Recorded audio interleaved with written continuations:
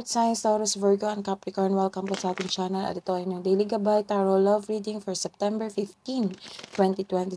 Please be reminded that this is general reading po. So maaari kayo makarelate o hindi. Just take what resonates. Gamitin ang reading na ito bilang gabay lamang. Balik po kayo dito bukas para sa ating Daily Gabay Tarot Love Reading for September 16, 2023. Please like, subscribe, and click bell button para updated po kayo sa Daily Tarot Reading natin. Maraming salamat po. Spirit guys, ano po ang ganap today para sa mga single po na Earth signs, Taurus, Virgo, and Capricorn?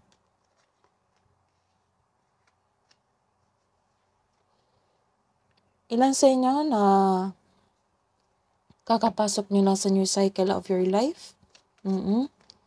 Nagkaroon ng renewal sa inyong sarili, nagkaroon ng big transformation sa inyong sarili. This is a self-growth.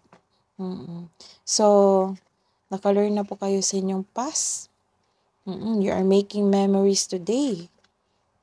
Or nagsisilip po kayo sa old photos nyo. Sa mga may relasyon, nagkaroon ng proposal. Wow. Nagkaroon ng proposal. Dahil sa pagkaroon ng proposal, engagement, tinanggap mo yung pag-ibig niya.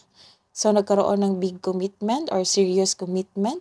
Nagkaroon ng level up. So, nagkaroon ng completion sa inyong relasyon. So, nagkaroon din kayo ng reunion with your friends and your family. Someone is heartbroken sa ganap ng engagement na ito.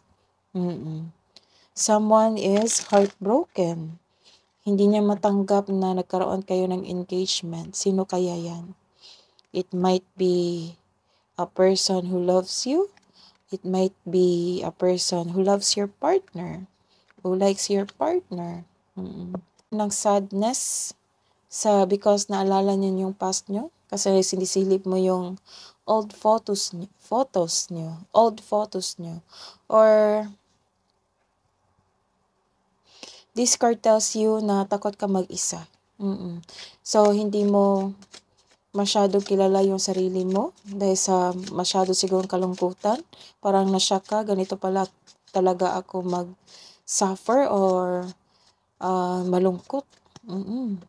Na ayaw mapag-isa. The advice is, it's time to reach out for support from your family and friends. O make a connection. Dahil makakatulong sila. Use your intuition also to guide you towards the meaning and that resonates. So, nagkaroon talaga dito ng disbalance sa inyong emosyon. Malungkot kayo. So, nagkaroon ng tension din. Nagkaroon kasi ng away before. Inalala mo talaga yung dati. Dahil sa nagkaroon kayo ng hiwalay sa past love mo dahil sa pagkakaroon ng irresponsibility o irresponsible siya sa inyong relasyon.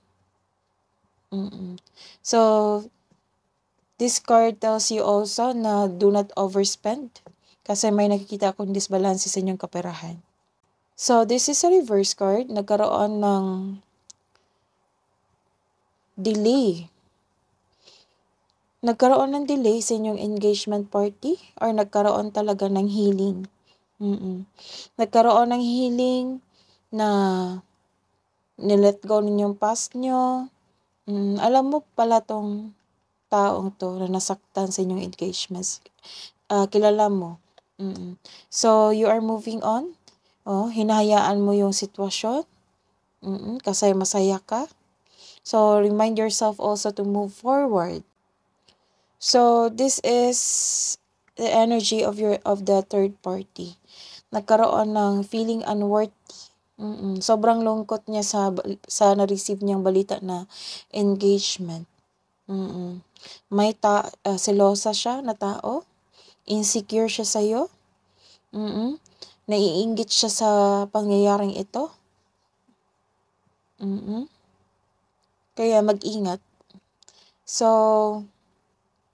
nakaramdam talaga siya ng insecurity. Inggit na inggit siya sa'yo.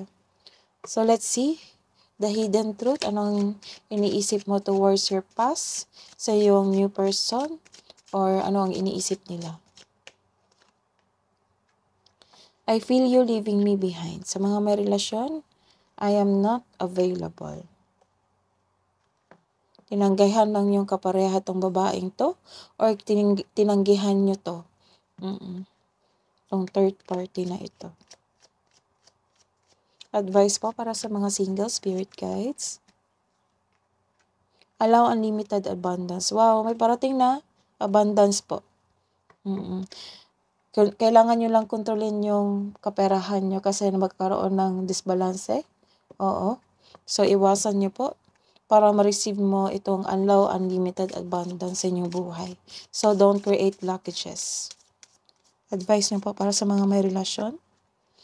Past lives, we reunite with our loved ones over and over again through many different lives. Maybe your partner is Cancer, Pisces, and Scorpio.